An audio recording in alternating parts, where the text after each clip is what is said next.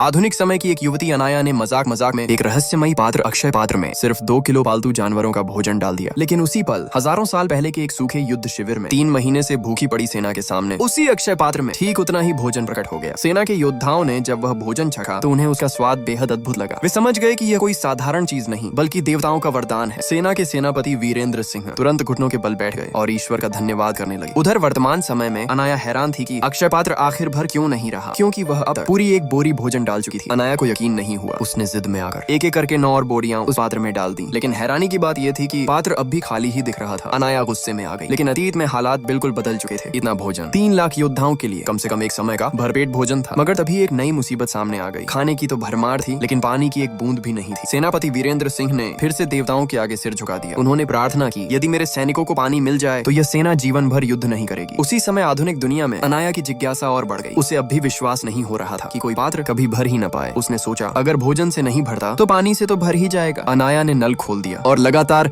1 घंटे तक पानी अक्षय पात्र में बहने दिया। लेकिन जो उसने देखा वह उसकी कल्पना से भी परे था। अक्षय पात्र अब भी नहीं भरा था। सब्सक्राइब कर लो, नेक्स्ट पार्ट जल्द आएगा।